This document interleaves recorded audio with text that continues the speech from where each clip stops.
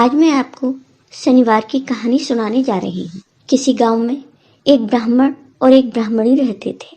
ब्राह्मण रोज पीपल सींचने जाया करता था। ब्राह्मण का ये रोज का नियम था, लेकिन ब्राह्मण को एक परेशानी थी। ब्राह्मण के सपने में नीली घोड़ी पर नीले कपड़े पहने एक आदमी दिखता और कहता, हे ब्राह्मण देवता, मैं तेरे लगूंगा। यह सपना ब्राह्मण को रोज दिखता। वह परेशान हो गया और सपने के कारण वह दुबला होने लगा। उसकी पत्नी ने एक बार कहा कि स्वामी, मैं आपको अच्छा खिलाती हूँ, अच्छा पिलाती हूँ, फिर भी आप इतने कमजोर क्यों होते जा रहे हैं। तब ब्राह्मण ने अपनी पत्नी को अपने सपने के बारे में बताया। तब ब्राह्मणी ने कहा कि हे स्वामी, वो अवश्य शनि महाराज होंगे। अगर आपको अब के सपने में शनि महाराज दिखें तो उनसे कहना, ठीक है, तुम लग जाओ, लेकिन सवा पहर से ज्यादा का मत लगना। उस दिन जब ब्राह्मण सोया तो उसे रात में सपना आया। तो शनिदेव ने फिर कहा कि मैं तेरे लगूंगा। तब ब्राह्मण ने शनिदेव से कहा कि अच्छा, लग जाओ, लेकिन सवा पहर से ज्यादा मत लगना। शनिदेव ने कहा ठीक है, और उस ब्राह्मण को सवा पहर की शनि की दिशा लग गई। ब्राह्मण ने नींद से उठकर सुबह अपनी पत्नी से कहा कि मेरी सवा पहर की शनि की दशा लगी है, इसलिए मैं जंगल में जाकर समय बिताऊंगा। तुम मेरे खाने पीने का सामान बांध दो और मेरे पीछे किसी से लड़ाई मत करना।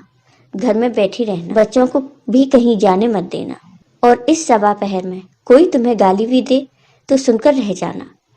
ऐसा कहकर ब्राह्मण जंगल को चला गया। जंगल में ब्राह्मण एक पीपल के पेड़ के नीचे बैठ गया और हनुमान जी का पाठ करने लगा। एक पहर बीत गया तो ब्राह्मण ने सोचा, बाकी का समय तो रास्ते में ही बीत जाएगा। सो वह वहां से चल दिया। रास्ते में सब्जी की बाड़ी में बड़े बड़े कद्दू लगे थे, तो ब्राह्मण ने एक कद्दू खरीद लिया और आगे चल दिया। रास्ते में शनि जी एक ब्राह्मण का वेश बनाकर उस ब्राह्मण से मिले और उससे पूछा, तेरे पास क्या है? तो उस ब्राह्मण ने कहा, मेरे पास कद्दू है।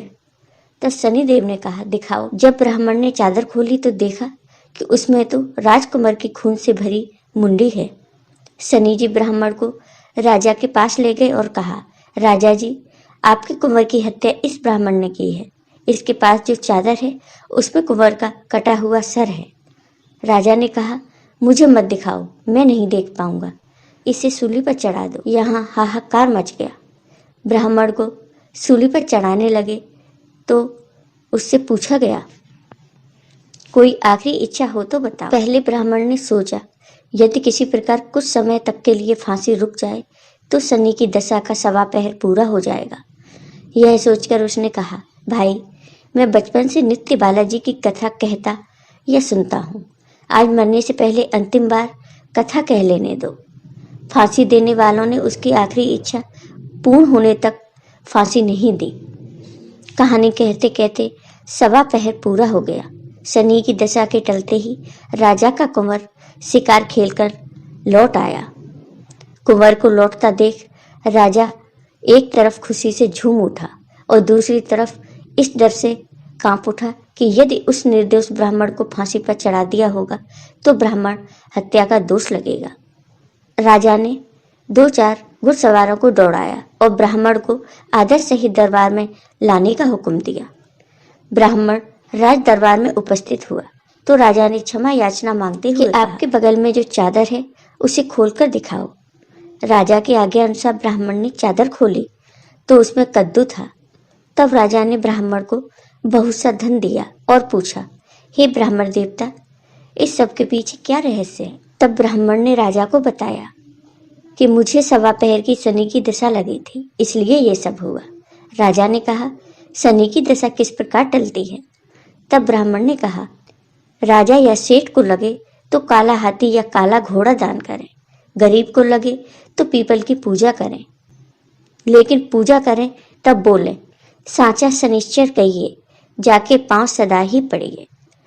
शनि की कहानी सुने, तिल तेल और काला उड़द आदि का दान दें, काले कुत्ते को तेल चुपड़ी रोटी खिलाएं, तो शनि की दशा उतर जाएगी। तब राजा ने उसे कद्दू वापस कर दिया। घर आकर ब्राह्मण ने कद्दू अपनी पत्नी को दिया, लेकिन जब ब्राह्मणी ने उसे काटा तो बीजों की जगह हीरे मोती निकले। ब्राह्मणी ने पूछा, ये कहाँ से लाए हो? तब ब्राह्मण ने बताया, जब शनि की दशा लगी थी तो यह कद्दू कुंवर का कटा हुआ सर बन गया था। अब दशा उतरी है तो शनि जी ने कैसे हमें निहाल कर दिया। हे शनि देवता, जैसी ब्राह्मण के शनि की दशा लगी वैसे किसी की भी न लगे, और जैसी उतरती दशा ब्राह्मण के आए वैसी सबकी आए। हे शनिदेव, जय शनिदेव। जो कोई आपकी पूजा अर्चना विधि पूर्वक करे उस पर सदा अपनी कृपा बनाए रखिए। जय हो शनिदेव।